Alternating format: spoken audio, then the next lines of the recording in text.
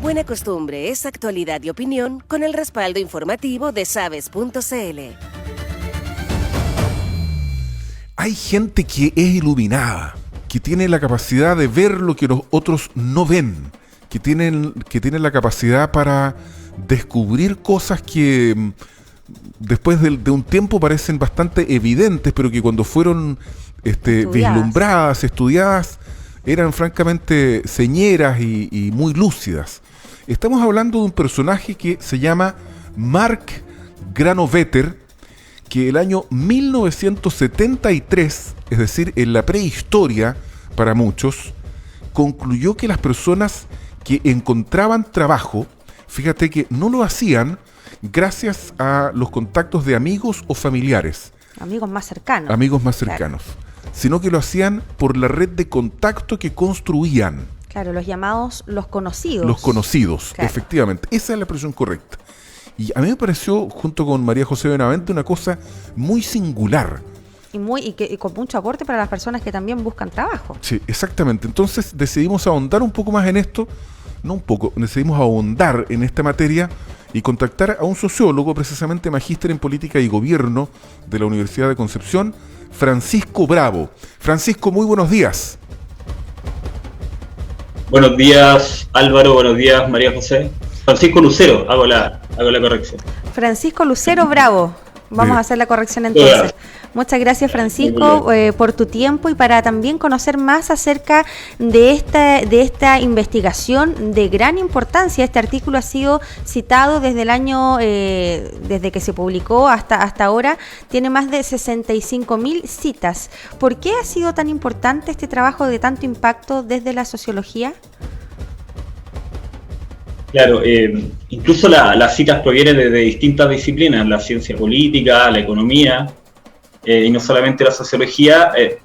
Se trata de una investigación, un paper seminal del año 73. ¿Se escucha bien? Sí. ¿Se escucha bien? Perfecto. Ya. Entonces fue un estudio seminal, pero que recién, yo diría, ganó popularidad, como el mismo autor lo señala, después del 2000. Uh-huh. Entonces... Y esto tiene que ver con las mismas limitaciones que él expresó en el estudio, que son limitaciones metodológicas y teóricas para lo que en su momento él estaba investigando, que era algo de vanguardia, que eran estas redes informales, por así decirlo, de los conocidos remotos, y que no necesariamente son estos contactos cercanos que nosotros asociamos a amigos, a familiares, y que la intuición nos pudiese decir siempre, ahí está la información importante porque hay una reciprocidad, ¿cierto? Uh-huh. Pero los conocidos remotos, las personas que conocemos quizás porque fueron colegas de trabajo, porque fueron compañeros de colegio y con quienes mantenemos contacto, son personas que extienden nuestras redes, se encuentran al margen de las redes y por lo tanto son un puente hacia lo novedoso, hacia información nueva, y principalmente el trabajo del mercado laboral trata sobre eso, saber conocer una oportunidad que si no tienes la fuente adecuada no podrías saber que existe esa vacante y no podrías acceder a ese trabajo. Y precisamente las conclusiones del estudio que realizó en Boston iban a deducir eso, que esa información estaba precisamente en quienes conocías menos, en quienes mantenían menos contacto, y no en quienes estaban preocupados de buscarte trabajo, por ejemplo. Y tiene sentido porque esa red de contactos también itera más, ¿verdad? Al igual que el mercado laboral, que es muy cambiante, flexible, al igual que esta red de contacto, a diferencia de una red de contacto más cercana, ¿verdad? Que es más rígida. De hecho, cuando uno se cambia de trabajo, también hace nuevas redes. ¿Qué tan vinculado está esto con el llamado, o coloquialmente llamado, el pituto? ¿Tiene alguna relación con esto que habla el sociólogo que ha sido premiado, Granovetter? Sí, yo diría que la relación no es directa. En el caso del pituto, se tiende a asociar que un pituto sí hay una relación de confianza, de reciprocidad. El paper al cual estamos haciendo alusión se llama La fuerza de los vínculos débiles, es el nombre original. Uh-huh. Y cuando él dice fuerza de estos vínculos, fuerza de estas relaciones, se refiere a la confianza, se refiere a la intimidad, a la carga emocional que tenemos. Y en el caso de los pitutos podríamos decir que generalmente son personas que se conocen o harto o tienen algún grado de confianza para que lo asociemos a pituto propiamente tal. Ahora, lo que sí puede estar dándose son las recomendaciones, y por lo tanto que sí podemos estar dándole mayor prioridad a los mecanismos informales de reclutamiento por sobre los mecanismos formales. Porque, por ejemplo, cuando tú haces una difusión de una vacante, lo formal es la presentación del currículum, ¿cierto? Y participar por cada una de las etapas de reclutamiento, de selección más bien. Pero, ¿qué currículum llegan o qué recomendaciones se hacen o a cuáles les vas a prestar más atención o a cuáles más tiempo? Eso sí tiene incidencia el que alguien te sugiera, te haga una sugerencia, esta persona puede ser, o aquí conozco a tal persona, etc. Ahí aparece el aspecto informal. Entonces sí se reduce el N o la muestra de los posibles seleccionados, y ahí sí yo diría tiene una relación con los pitutos, pero acá lo interesante es que las conclusiones que hace este autor no son solamente aplicables al mercado laboral. De hecho, él se basó en estudios de sociometría, que es como el símil de la econometría, pero en la sociología, que es la aplicación de estudios de métodos estadísticos y herramientas matemáticas al estudio de los fenómenos sociales, las redes en este caso. Y él estudió, por ejemplo, fenómenos de histeria colectiva, cómo se difundía el miedo a algo, por ejemplo, en un grupo de trabajadores, y descubrió, y estudios respaldaban esto, que los primeros contagios, por así decirlo, de la histeria, se daban de quienes tenían menos contacto, los que eran menos conocidos, por así decirlo. Pero las encuestas tienden siempre a sobrevalorar a quien es más popular, porque las encuestas, por una cosa de batería de preguntas, el encuestado necesita conocer bien o evoca rápidamente a quienes conoce más antes que a quienes conoce menos. Entonces esto tiene implicancia incluso en la trazabilidad, por ejemplo, en el contexto que vivimos hoy día en pandemia, tiene relevancia también en aplicaciones potenciales en ese sentido. O también, por ejemplo, cómo se difunden las innovaciones. Sí, disculpa que te interrumpa, pero para volver a no incursionar en otras áreas que parece que es inacabable la aplicación que tiene el estudio de este señor Mark Granovetter, un estudio del año 1973 que descubrió el poder de los conocidos como capital social. Hoy día se habla de la meritocracia, ¿verdad?, como un bien deseable, alcanzable, fundamentalmente para llenar cargos de relevancia pública o también privada, que llegue el que tiene más capacidad, el mejor, ¿cierto?, y no que llegue el que tiene más conocidos. ¿Esto también está vinculado con la no meritocracia o no podríamos establecer una vinculación directa con esto que no es querido, pero que ocurre? ¿Para qué estamos con cosas, digamos? O sea, es un hecho. Claro. Yo creo que no necesariamente conecta esta conclusión, al menos en principio no conecta necesariamente con los argumentos o el respaldo de que alguien sea idóneo o no para el trabajo. Es decir, no llega hasta ahí la investigación, a decir si es que hay idoneidad o no, lo cual tendría relación con lo meritocrático. El tema de ser conocido o no es para cambiarle el enfoque a lo que usualmente nosotros considerábamos que era relevante en las redes o en los contactos. Lo que siempre hemos pensado, siempre se ha pensado que es relevante, es el núcleo más cercano al individuo a cual se estudia. Claro. El grupo más cercano. Lo que en sociología se conoce como agentes socializadores primarios, por ejemplo, la familia, los amigos, después pueden ser la escuela. En ese caso sí se atentaría con la meritocracia, cuando se refiere al círculo más cercano. Eso es lo que quieres decir, ¿o no?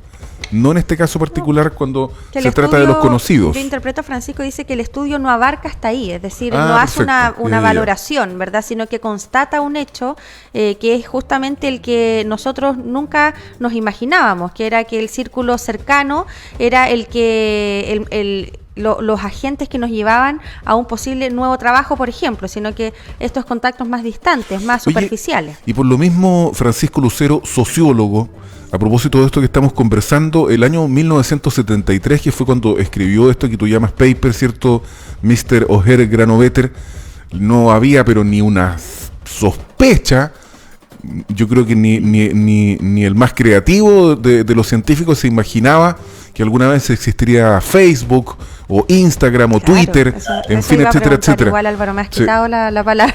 ¿Cómo se vincula con todo con las redes sociales, con lo virtual y lo no virtual esta investigación? Ya, ahí yo sí veo relación directa. Ahí sí conecta, porque la gran oportunidad de que estas conclusiones o esta investigación muestre su verdadero potencial se está dando hoy. Se está dando con la mayor tecnología, claro. Mire, de hecho, se da la curiosidad de que otros sociólogos, bastante conocidos como Sigmund Bauman o Manuel Castells, han planteado en su obra que en las redes sociales, y en este caso sí hablamos de las plataformas en línea, entre otras, nosotros hacemos una selección de nuestro entorno, pero es una selección deliberada. Aquí aparece cuando nosotros sacamos a alguien porque nuestra opinión no coincide, nuestro pensamiento ideológico no coincide, y terminamos haciendo una suerte de poda, y terminamos en nuestra red con las personas con quienes coincidimos, entonces refuerzan lo que ya pensamos. ¿Ya? Está el supuesto de que las redes sociales son diversas, pero nuestras redes sociales, por así decirlo, las que nosotros construimos en Facebook, en Instagram, tienen mucho sesgo de red, y ese sesgo de red es el que nosotros le imprimimos, el que tiene nuestra impronta, porque en algún momento debatimos con alguien y le dejamos de hablar y simplemente lo pudimos eliminar de nuestra red, y terminamos aceptando a quienes piensan similar a nosotros. Eso precisamente conecta con la conclusión de Granovetter, porque él dice que las redes cercanas, que son las que se terminan dando en Facebook cuando pensamos igual, solo reproducen lo que ya sabemos, no amplían los márgenes de nuestro conocimiento, de nuestra información, como se tiende a pensar. Lo que sí lo hace son quienes se encuentran en el margen de nuestras redes. Son esas personas que apenas hemos visto una vez, pero sabemos que existen y ellas saben que nosotros existimos. Porque esas personas terminan siendo un puente. Son un puente, quizás son la única persona con la cual yo sabría de un trabajo nuevo y nadie más me pudo haber entregado esa información dentro de mis cercanos. Oye, Francisco Lucero, sociólogo, fíjate que no sé si lo que voy a decir es una barbaridad o no, pero desde la perspectiva entonces de Granovetter, uno podría concluir, o no sé si concluir, pero podría reflexionar en torno a que Facebook podría ser más valioso que LinkedIn, por ejemplo. Porque LinkedIn establece relaciones que no están vinculadas con esto del conocimiento, sino que son más bien relaciones vinculadas con la profesión, con intereses. No sé si me logro dar a entender con lo que quiero decir. Entiendo. Podría tener más valor que LinkedIn, que está hecho para eso, por lo demás, LinkedIn, para encontrar trabajo, para vincularse profesionalmente. En LinkedIn es solamente, claro, el vínculo es mucho más amplio y yo creo que tiene menos sesgos que Facebook. A eso me refiero yo. O sea, yo creo que están los dos elementos. ¿Por qué sí sería Facebook más, por qué tendría una característica especial? Porque los temas son más diversos y no se remiten exclusivamente a lo laboral. Por lo tanto, habría oportunidades o potencial oportunidades que no encontraríamos en esta red que es más especializada como el LinkedIn. Pero en el caso de LinkedIn sí encontramos la posibilidad de este match entre el reclutador, ¿cierto? y el trabajador o quien busca trabajo. Y precisamente el soporte que dan estos algoritmos, estas redes sociales, el autor ha señalado una entrevista, porque esto lo escribió en el 73, pero ha vuelto a hablar sobre el tema, sobre todo ahora que recibió este premio. Él dice, el algoritmo jamás va a reemplazar la relación humana, como buen sociólogo por lo demás. Entonces, yo por ejemplo no le puedo sacar tanto provecho a ese algoritmo neutral, por lo demás, que ocupa ciertas variables para ponderar mi perfil y posicionarlo, como si se las puedo sacar a estas personas que yo conozco, con las cuales sé que puedo interactuar en alguna oportunidad, o que están viéndome indirectamente porque yo publico algo. El potencial más está ahí que en lo que el algoritmo pudiese generar, porque simplemente yo no puedo manipular la red, dice el autor. Yo no puedo manipular la red. La red en cierta parte me constriñe, la red construye mi comportamiento, mi conducta, y de un modo u otro yo puedo sacar provecho si la red me lo permite. ¿Se entiende? Entonces, cuando las personas interesadamente le intentan sacar provecho a una red, no resulta tan bien como cuando lo hacen sin esperarlo. Y ahí aparece esto de los no conocidos, porque nadie espera que un no conocido o alguien remotamente conocido nos dé la gran oportunidad de cambiar de trabajo. Claro. Y por último, para agregar algo a eso, mientras más cambias de trabajo, dice la conclusión, mientras más cambias de trabajo, más amplías tu red y más posibilidad tienes de que vuelvas a cambiar de trabajo. O sea, está dándole un espaldarazo a esta costumbre de los millennials de andar cambiando de trabajo cada rato. ¿Ah? Al final encontrarán el trabajo ideal. ¿Ah? Al final del camino. ¿Ah? Está bien. Está bien. Claro. Muy buen aporte, Sí. Francisco, y muy lúcida tu interpretación también de esta investigación. Gracias a Francisco Lucero, sociólogo, a propósito de este premio al colega tuyo, sociólogo que descubrió el poder de los conocidos como capital social. Agradecidos estamos, y que tengas una estupenda semana, Francisco. Gracias. Buena semana, Francisco. Chao. Gracias, buena semana. Salud. Faltan 4 minutos para las 8 de la mañana.